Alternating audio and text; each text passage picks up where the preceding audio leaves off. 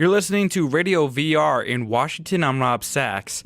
It happened 70 years ago this week, the end of the Siege of Leningrad, now St. Petersburg. It was one of the most traumatic experiences of World War II. Here to talk more about it is William Brumfield. He's a Slavic Studies professor at Tulane University. Welcome back. I'm glad to be here. So tell us about this event. What led up to the siege, and how was it a turning point in the war? Well, the date you mentioned was actually the end of the siege. If I understood you correctly, the siege began in early September 1941 when German forces approached the city from the west, the south, and the east in a series of lightning movements, and the Finns approached it from the north. And at that point, the battles were seesawed until the lines were more or less set by the end of 1941. The Soviets were able to drive the Germans back from Tikhvin in the northeast, and that proved critical in getting supplies close to the city. But basically, the city was in a noose that Hitler planned to simply tighten until the city was totally destroyed. So that happened from September until the end of 1941. Now, at the same time, the Soviets had inflicted the first major defeat on the German army outside of Moscow, and they were a little bit overconfident, and they sent an army in January 1942 to try to break part of the siege. That was a failure. And there were other attempts in 1942 that had some success in preventing the city from being overrun. But there wasn't really much progress until the middle of 1943 when a corridor was opened that allowed some supplies to get into the city over land. And then fighting continued throughout 1943, and finally, as a part of the general offensive in early 1944, the siege was completely broken in January. I think the official date is January the 27th. So you're right, 70 years ago is when the siege was broken, January 27th, 1944. So it was about not quite 900 days long that the siege lasted. I understand this was devastating for residents. They were starving. Literally, the animals in the zoo were being eaten. People were eating their shoestrings, leather shoestrings. Bark off the trees were being peeled for food. I mean, it was devastating to the residents. Yeah, there's never been, at least in modern knowledge, there has never been a more destructive and harrowing siege in history. The extent of the losses were exacerbated by the fact that the Germans managed early in the fall to bomb successfully the main food warehouses in the city, so that in one moment, much of the stocks of food that would have allowed the city to get at least part of the way through the winter simply evaporated. During that period, many people were evacuated from the city, but there were others who were over 1 million who were simply trapped there with almost nothing to eat.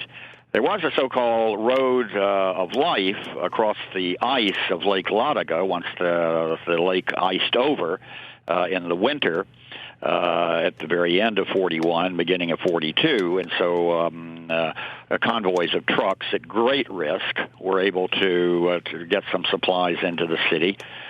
So there were these tenuous lifelines, but otherwise it was one of the most harrowing scenes one can imagine. People were just ranked according to their usefulness to the defense, and if you were not very high on that rank, your food ration card would not give you a survivable diet, not even close to it. So people began to drop from hunger, and of course the buildings were not heated. There was the added drain on human strength from the cold, and so they began to die by the tens of thousands, ultimately hundreds of thousands. And the situation, as I said, improved in 1943 when most people could get back on at least a survivable ration through those supply corridors. but the worst damage was done in the first year when hundreds of thousands of people died.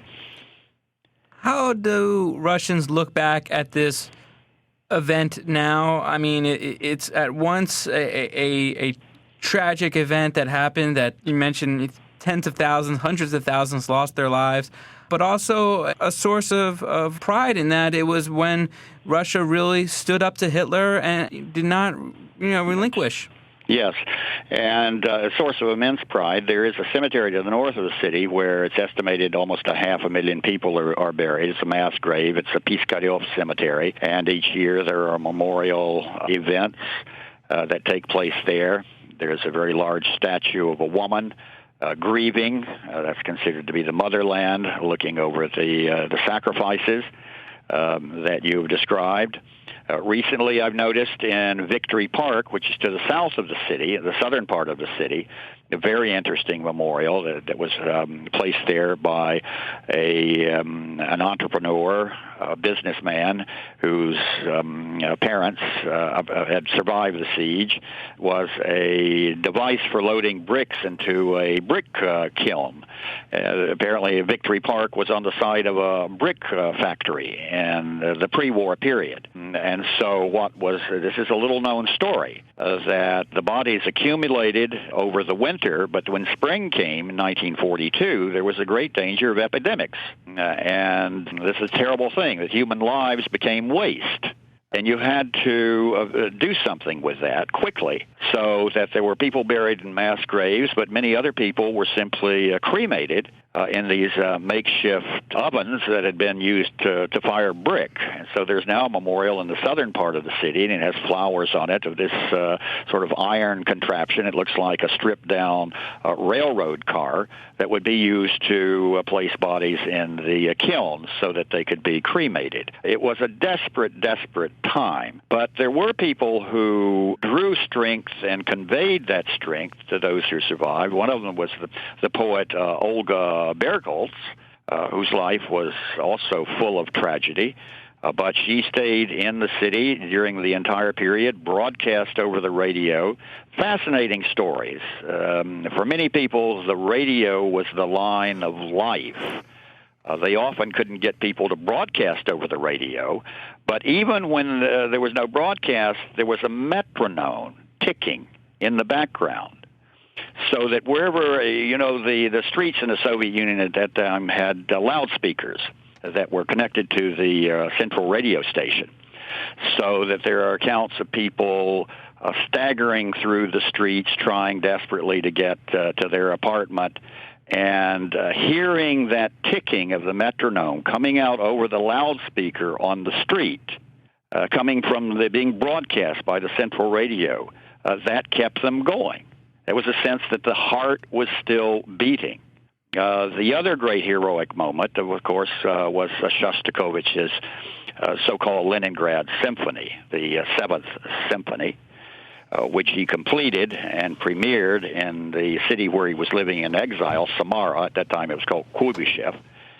In the spring of 1942, and then there was this dramatic airplane relay out through Iran to get the score first to London, where it was broadcast to electrifying effect. And then a copy in June made its way to the United States, where Arturo Toscanini and the NBC Symphony Orchestra broadcast it. So in the very tense days in the summer of 1942, when the defeat of the Nazis was still quite far away, these moments, these voices from Leningrad inspired the entire world.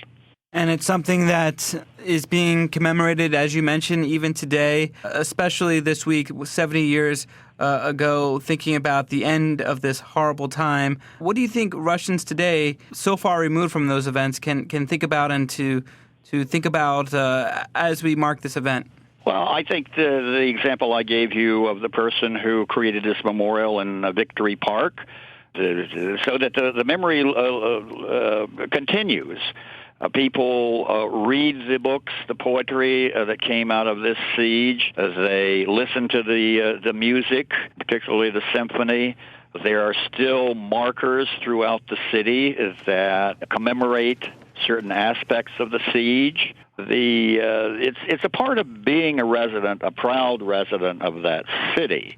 It will never die, and the memory of it will never die. That is Tulane University Slavic Studies Professor William Brumfield talking to us about the Siege of Leningrad, now St. Petersburg, which ended 70 years ago this week. Dr. Brumfield, great to speak with you again. You're welcome.